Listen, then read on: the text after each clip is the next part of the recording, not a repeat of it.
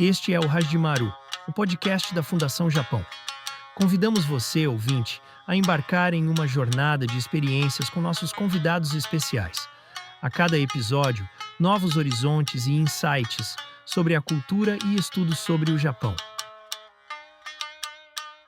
Oi, gente, sejam muito bem-vindos a mais um episódio do Hajimaru, o podcast da Fundação Japão em São Paulo. Aqui a gente abre espaço para conhecer de uma forma muito leve e descontraída diferentes aspectos da cultura japonesa, desde a tradição até as expressões mais contemporâneas. Bom, a ideia aqui é trazer curiosidades, reflexões e informações de um jeito muito simples e acessível e interativo, como se fosse um bate-papo entre amigos.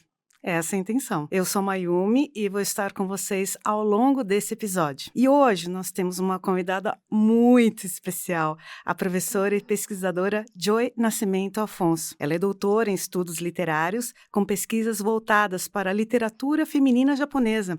Já viveu em Kyoto através do programa Fellowship de Estudos Japoneses da Fundação Japão e é professora no Departamento de Letras Modernas da Unesp desde 2013.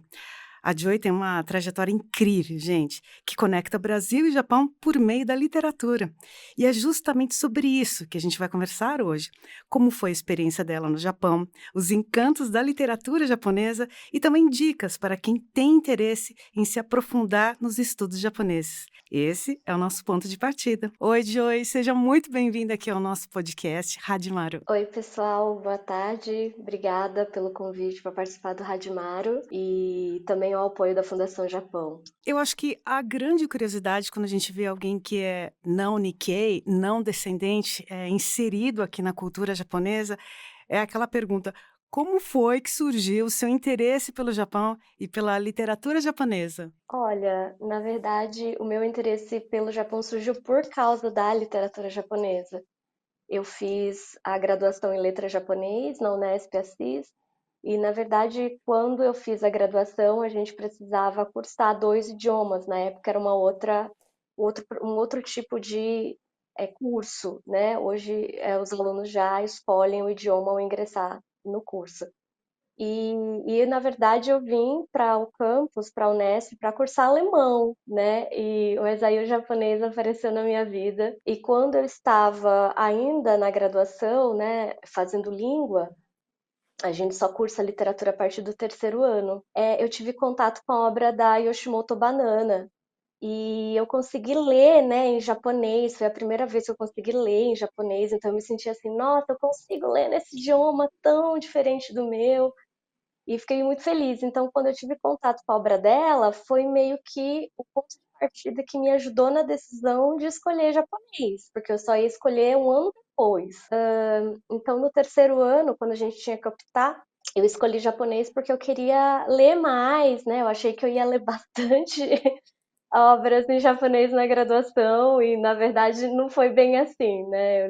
A gente lê muita teoria, que é importante também no momento da pesquisa em literatura. Era isso que eu ia te perguntar, se esse interesse pela cultura japonesa tinha nascido durante a graduação, né? Ou se você tinha, né, uma paixão pessoal. Você falou que surgiu depois que você aprendeu o seu interesse pelo alemão. Mas você tinha amigos descendentes de japoneses? Sim, eu tinha, mas era apenas uma amiga no colegial e ela não, a família dela, né, o pai vivia em Kobe, como Dekasegi, então assim, ela não tinha tanta uma comunidade, né, onde a gente vivia não tinha uma comunidade grande Nikkei, assim. Eu lembro de conviver apenas com ela na época do ensino médio, ensino fundamental 2 e ensino médio. E aí depois, mas assim, não era uma coisa assim da gente comer comidas japonesas, por exemplo, né? No máximo, assim, o contato era com a papelaria que o pai mandava para ela do Japão e era tudo muito fofinho e delicado. Tanto que foi por isso que na graduação eu fui fazer alemão, porque foi o primeiro idioma que eu tive contato muito diferente da língua portuguesa, né? Então, não era uma família, embora a gente fosse muito amiga, não era uma família que usavam termos em japonês, por exemplo. O que tinha, assim, na casa dela eram decoração, né? Que o pai mandava do Japão, e a papelaria, assim, muito fofinha. Mas era isso, assim, não posso dizer que foi a grande influência na minha vida nesse momento para escolher a língua, né? Isso aconteceu na graduação mesmo, porque eu não sabia nada, nada, nada de Japão, no máximo a geografia, assim. E aí foi nas aulas de língua japonesa que eu passei a ter contato com a cultura, né? Que isso está intrínseco à língua. E aí foi quando essa professora, substituta, inclusive, trouxe um trecho do Kitin em japonês e aí a gente leu. É interessante porque hoje a gente vê muitos não descendentes se interessando pela cultura japonesa porque foram estimulados pelo contato com cosplay, anime, mangá. Então é interessante conhecer um pouco da sua história que surgiu durante a graduação. Muito legal. Joy, você esteve no Japão pelo programa Fellowship de Estudos Japoneses.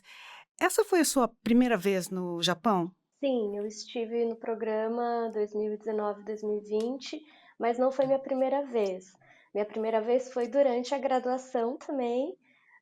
Nós tínhamos um convênio com a Universidade de Tenri, em Nara, e aí eu fui a segunda bolsista, né, a segunda intercambista do campus. Aí, o primeiro foi o professor Luiz Gardenal, que é profissional FPR atualmente, e eu fui a segunda bolsista. Então, a primeira vez foi quando eu tinha em torno de 20 anos. Ai, que legal. E como foi a experiência em morar em Kyoto? Eu imagino que deve ter sido uma experiência muito impactante, né? A cultura diferente, os templos, o idioma, tudo deve ter sido bem impactante. Foi uma experiência única mesmo, você tem toda a razão. Durante o mestrado, né, e o início do doutorado, eu pesquiso, como você disse, eu pesquiso mulheres já há algum tempo. Então, toda a imagem que a gente tem, né, do período Heian, em torno do século X e XI, se passou na capital Kyoto.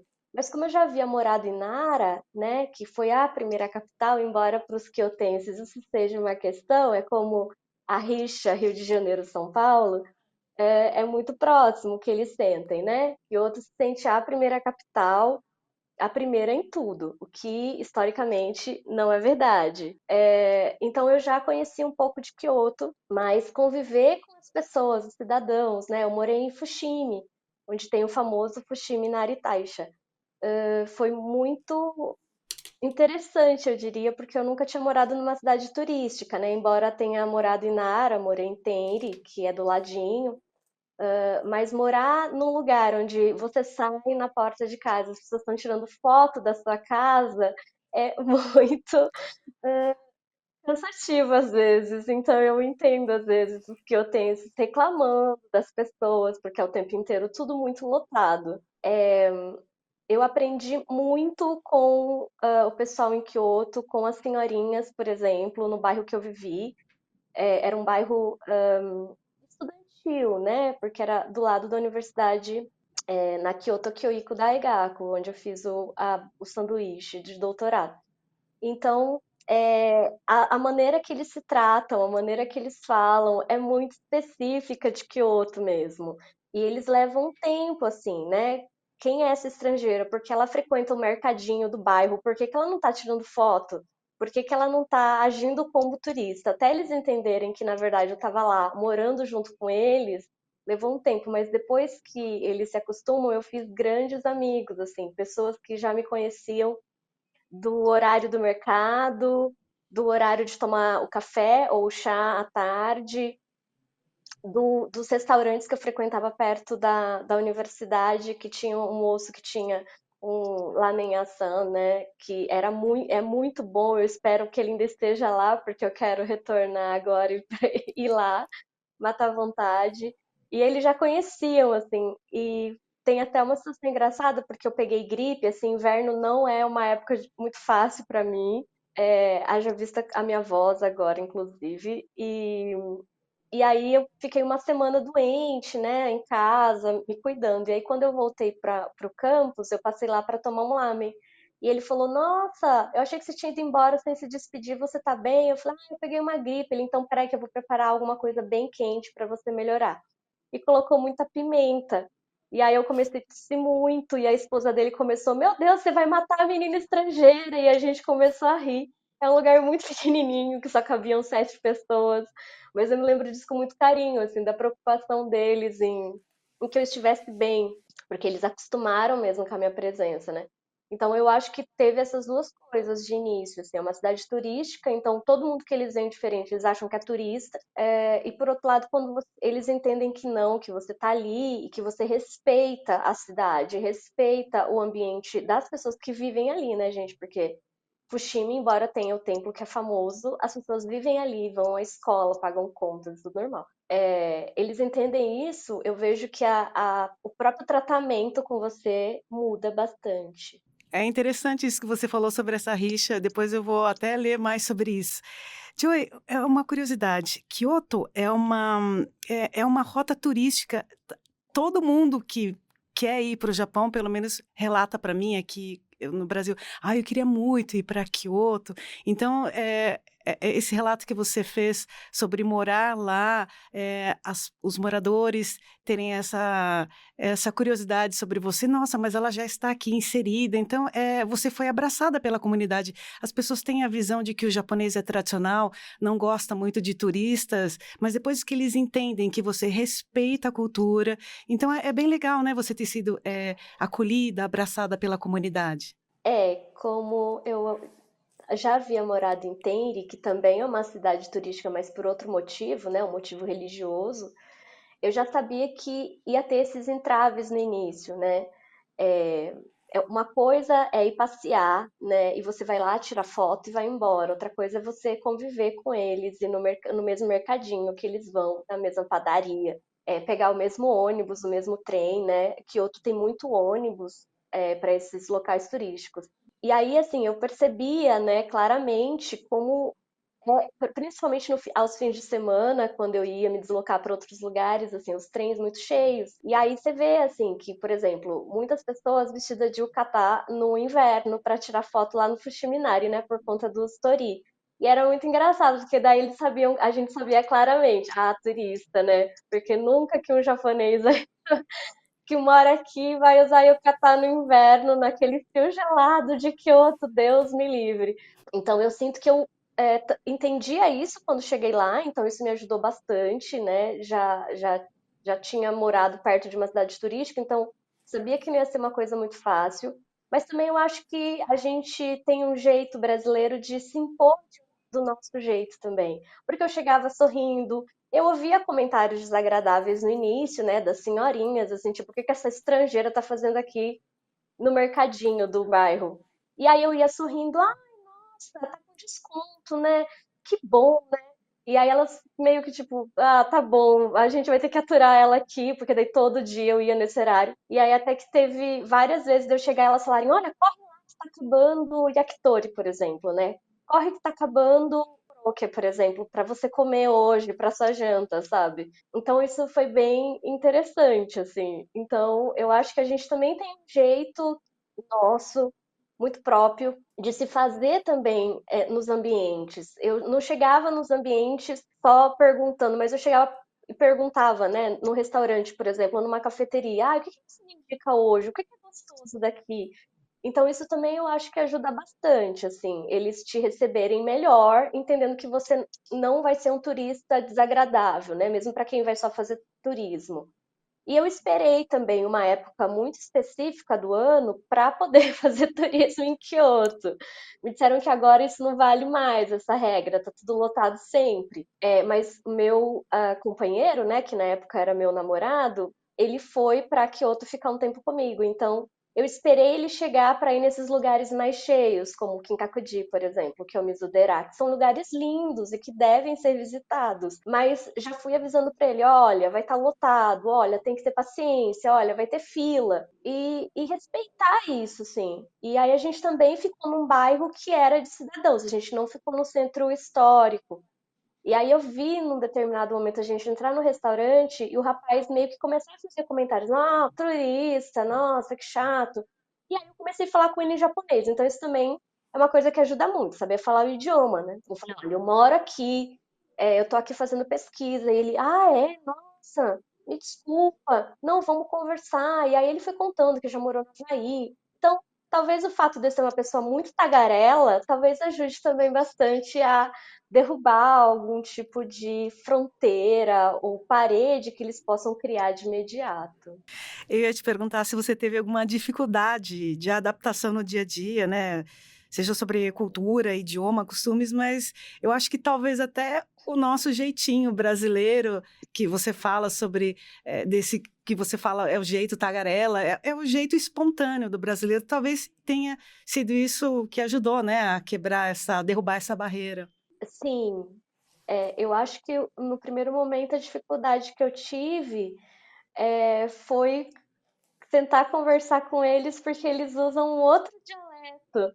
Então eu ficava achando, mas eu não tô entendendo o que tá falando, isso não é japonês. E eles falam muito rápido mesmo, né, em Kyoto. E aí, quando eu começava a falar, eles ficavam, você veio de Nara, né? Você estudou em Nara. E eu ficava, mas sabem isso, né? Então tem essa questão aí. Onde eu fiquei é um campus muito pequenininho, então isso me ajudou bastante também. Eu acho que para quem vai para uma universidade grande, não sei como é, mas num campus pequeno só tinha eu de estrangeira. Então as pessoas me ajudaram muito, assim. Não, a prefeitura é aqui, desenhar um mapinha para mim. Você quer visitar tal lugar? Vai nesse horário. E claro, assim, os staffs da Fundação Japão me ajudaram profundamente, espero poder encontrá-los dele agora, assim. De eu mandar e-mail de manhã falando, olha, eu preciso de tal coisa, como que eu chego? Como que eu entro nesse museu para ter acesso né, ao material que eu trabalhei? E eles me respondiam muito rápido, Joey, precisa fazer isso, fica tranquila, a gente vai conseguir para você. Então, eu brinco que eu fui muito mimada, assim. Então, se eu falar para você que eu tive um grande problema, talvez abrir conta no banco ou ir na prefeitura fazer o MyNamba, que isso é super burocrático, né? As pessoas acham que não, mas o Japão é um país muito burocrático, com muitas regras, né? E aí, às vezes, eu chegava na prefeitura, olha, falta mais um papel. Ai, não, então hoje falta outro papel. Mas mesmo na prefeitura, eles me receberam e entendiam quando eles estavam falando muito rápido, eu ficava fazendo caras assim, tipo, não sei. E aí eles repetiam de novo, mais devagar. Então, eu concordo com você. Eu acho que o fato da gente mostrar claramente, olha, desculpa, eu não entendi. Você pode repetir? Desculpa, como eu faço para chegar nesse lugar? Demonstrar que você não sabe tudo, porque apesar de eu ter muitos anos de pesquisa, eu tenho consciência que eu não sei tudo sobre a cultura. Você falou sobre várias experiências, eu ia te perguntar se alguma tinha marcado você. Você comentou dessa experiência sua, das senhorinhas te ajudando no mercado, é bem legal. Com relação a passeios, viagens, dentro dessa sua experiência, eu sei, eu recentemente estive no Japão e dá vontade de você conhecer tudo, você quer ir para todos os lugares, você quer comer tudo. E como foi você priorizar, assim, o que eu vou fazer primeiro? Não, eu vou aqui, você pensou numa logística, como é que foi? Né, dessa última vez eu fui para fazer doutorado, então eu tinha uma tese para escrever, então eu não podia ficar passeando, porque se deixasse realmente é difícil. Então, mas por exemplo, eu tinha um casal de amigos que mora em Kyoto e duas amigas que moram em Tóquio, né?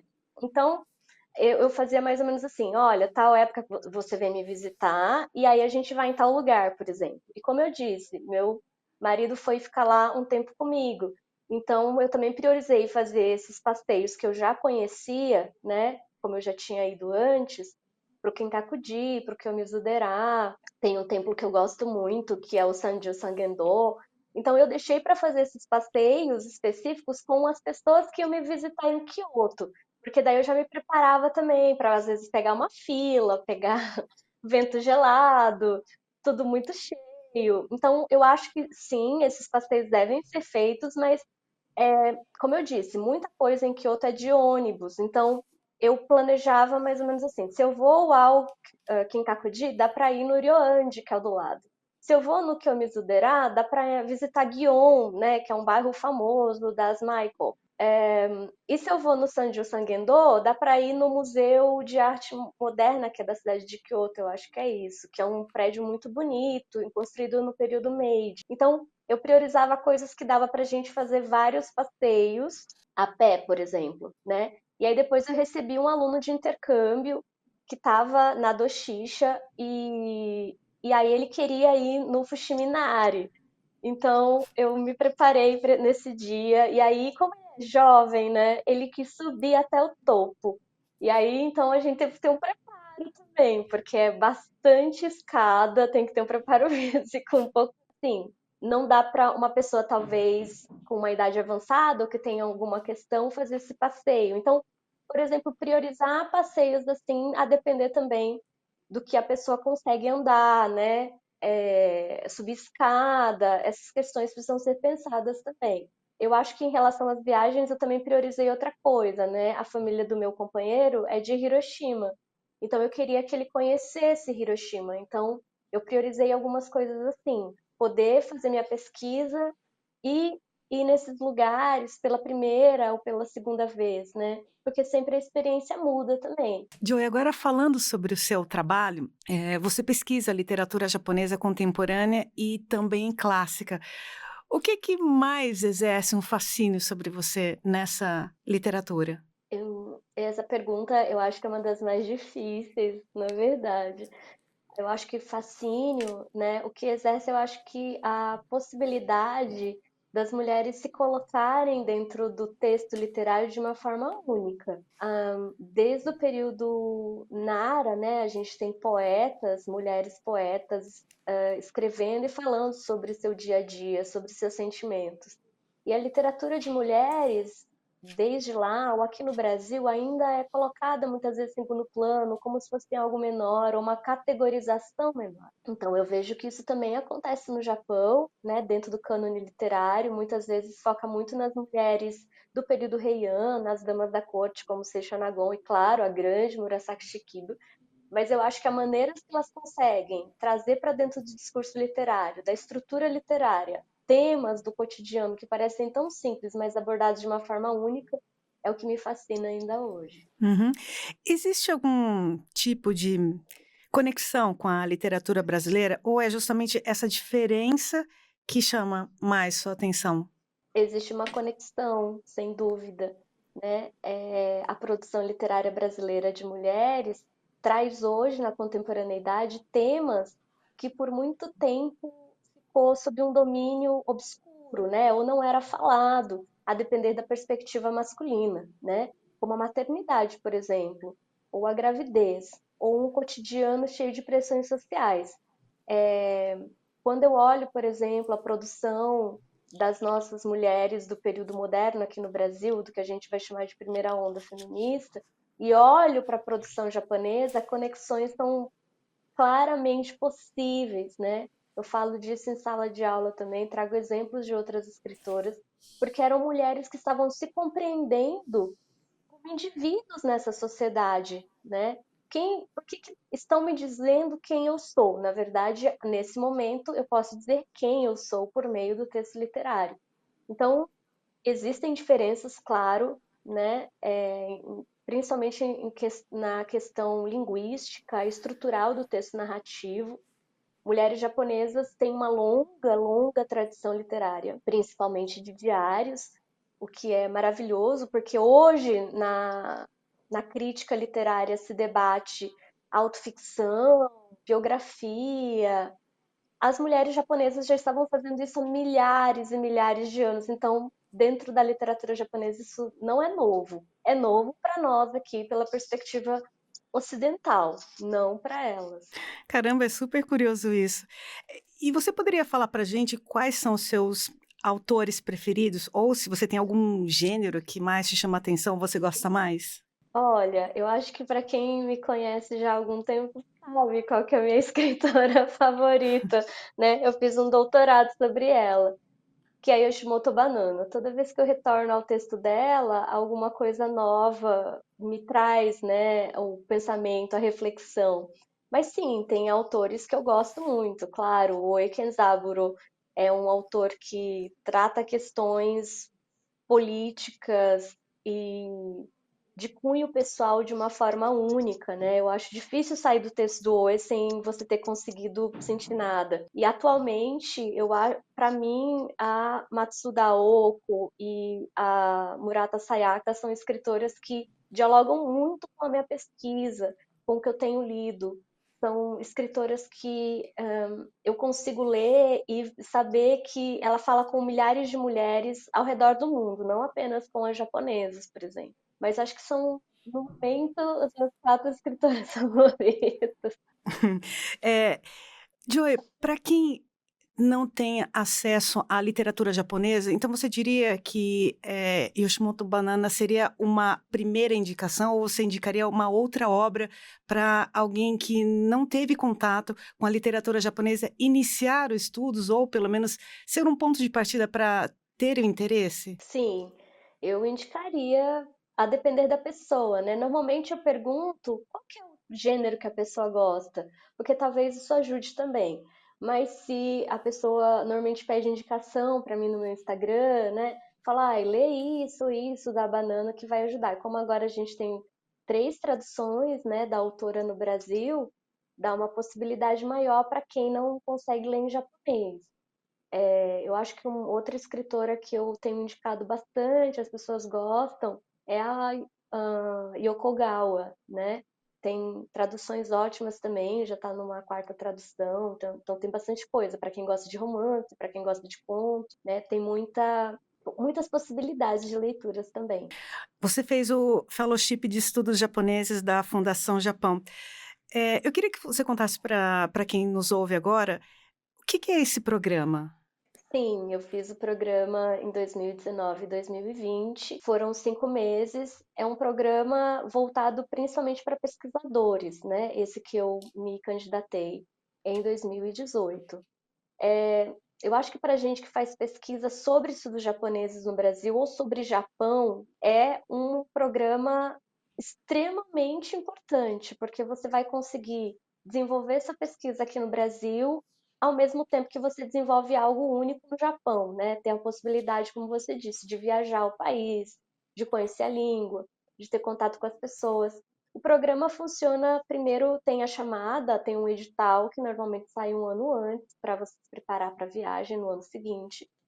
Você precisa, no meu caso, no doutorado, de uma pessoa que te recebe em uma universidade no Japão, né? Então é você que vai ter que fazer essa parte do contato, né? De conversar com o professor para te receber. Eu tive uma sorte muito grande de ter alunos que foram para o Japão estudar, e uma aluna, Priscila Yamaguchi, uma querida, espero que ela esteja nos ouvindo, ela foi fazer o intercâmbio no Japão por um ano e conheceu a professora Amano na Kyoto Kyoiko. E aí ela falou de mim para a professora Amano, a professora Joy trabalha com literatura de mulheres, a professora Amano ficou interessada na minha pesquisa e a partir daí eu tive contato com ela, escrevi explicando o que eu queria fazer, que eu queria passar um tempo no Japão fazendo essa bolsa, né?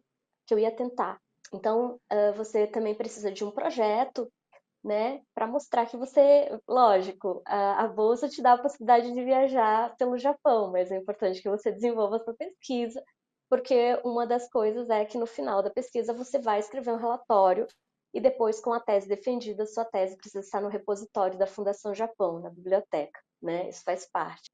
Mas a gente recebe um apoio, assim, total de absolutamente tudo, sabe? Das passagens, da hospedagem, financeiramente falando, né? Se você tem família, né? Na época eu estava só namorando, se você tem filhos, tudo isso tá no edital, né? Tá tudo bem explicado, tem a versão em inglês e japonês. Eu, particularmente, como pesquisadora de Japão, acho importante que o pesquisador tenha em mente que ele vai para um lugar que as pessoas falam japonês. Eu explico. Às vezes as pessoas acham que assim acontece isso também no Brasil, né? Todo mundo fala português e inglês, por exemplo. Não é verdade, né? Então, como eu disse anteriormente, se você vai pesquisar coisas sobre o Japão, é importante que você tenha pelo menos um nível básico para te ajudar a fazer amizade com os locais, com as pessoas que vivem lá. Você vai aproveitar muito mais a pesquisa. Eu sei que tem pesquisadores que vão apenas falando inglês. eu entendo, mas eu penso que você ganha muito mais tendo esse contato com as pessoas, né? As coisas que eu aprendi, eu vou contar, por exemplo, uma questão. Tem uma poeta que escreveu um diário no período Heian, que é a Izumi Shikibu. E eu queria ir no templo onde ela ficou escrevendo, né, perto da casa onde ela viveu. Só que isso não tem marcado nos mapas atuais, assim, né? Em Kyoto é uma cidade grande, é uma cidade histórica.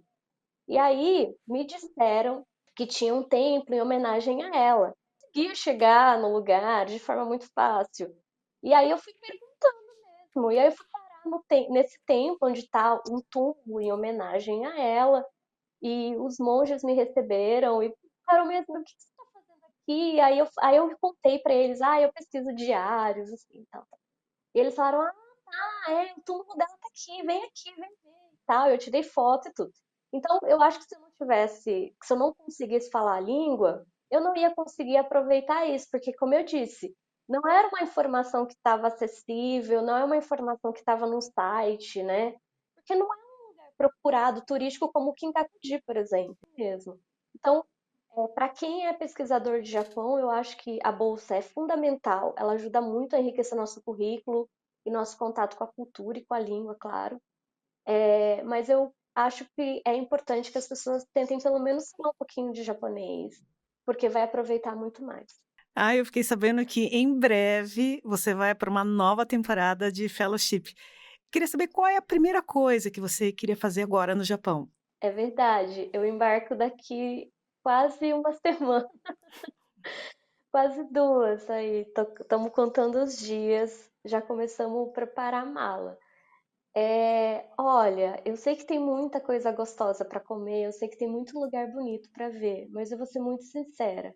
A primeira coisa que eu quero fazer quando eu chegar ao Japão é abraçar meus amigos, porque quando eu vim para o Brasil em 2020, né, a Cecília que tá nos ouvindo aqui e acompanhou de perto, foi muito difícil, porque foi no início da pandemia do Covid-19, foi muito horrível.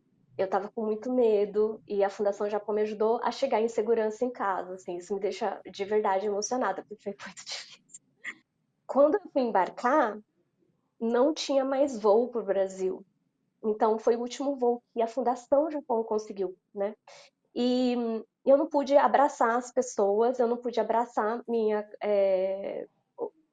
supervisora de doutorado, a professora Mano, porque ela falou: olha, Joy, tem essa doença, né? Eu sei que na sua cultura a gente abraça, mas a gente não pode. Então, eu sei que tem muita coisa legal que eu vou poder fazer dessa vez, mais tranquila, mas eu quero poder abraçá-los agora, dessa vez no sentido de boas-vindas, né? Então, essa é a primeira coisa que eu quero fazer quando chegar lá. E para quem está nos ouvindo agora, e tem vontade de começar nos estudos japoneses, qual é o conselho que você daria para essa pessoa? Eu acho que a primeira coisa é não ir pensando que é uma coisa muito difícil e impossível de aprender se você não tem ascendência, que é o meu caso. Eu não convivi numa grande comunidade Nikkei, né, como muitos dos meus alunos não Nikkeis convivem, né? Aqui no interior de São Paulo a gente tem grandes comunidades. Talvez para quem já é adulto, porque às vezes tem essa dificuldade, né? Eu já sou adulta, é muito difícil, não vou aprender essa língua e tal. Então, acho que essa é a primeira coisa. A segunda coisa, talvez, é tentar conectar a língua japonesa, a cultura japonesa ao seu dia a dia. Por mais que eu veja ainda muitas pessoas falando, é completamente o oposto do Brasil. Eu já convivi com muitos japoneses e a convivência que eu tive é que tem gente legal e amável em todo lugar. E tem gente difícil também em todo lugar. Hábitos como, por exemplo, ser muito desconfiado, por mais que as pessoas falam que o brasileiro é super aberto, não é assim não. O brasileiro também é muito desconfiado. Então, eu acho que isso é uma coisa também muito importante. Você ir aprender um idioma e entender que dentro da língua vai ter cultura também. Tem algumas regras dentro dessa cultura. Eu acho que também faz parte do aprendizado da gente ser pesquisador, da gente estar estudando um idioma, é que vem um combo dentro dele, né? Outra coisa que eu acho importante deixar registrado é que cultura, gente, é tudo. A comida é cultura, a roupa é cultura, a religião é cultura. a literatura de um povo é a cultura dele. Então, quando a gente pensa que, o Japão, não, eu vejo muita gente falando, né? Eu adoro a cultura japonesa. E às vezes eu fico pensando, mas o que exatamente, né? Você está falando? Porque a maneira como as pessoas falam é cultura, a maneira como as pessoas te recebem é cultura. Porque dentro da nossa própria cultura também existe algumas coisas que nem todo mundo faz igualzinho o outro, né? Eu sou uma mulher de Manaus. A maneira que a gente vê o tempo em Manaus é completamente diferente de quem mora em São Paulo e precisa pegar ônibus, metrô e tá sempre correndo. Então, mesmo dentro de um país, a gente também vai ter culturas diferentes, né?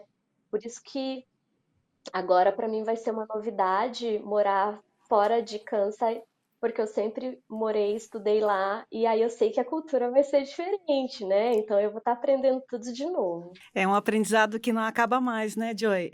Sim, Ai, gente, olha que conversa incrível que a gente teve hoje com a professora Joy Nascimento Afonso.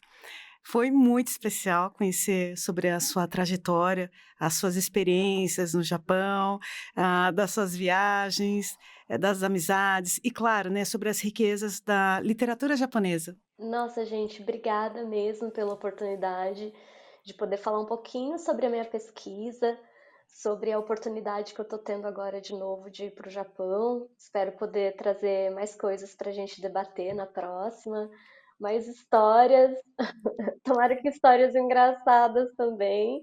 E é isso, obrigada pelo convite, pessoal do Radimaro, e espero que aproveitem aí, aprendam, despertem o interesse sobre a literatura japonesa.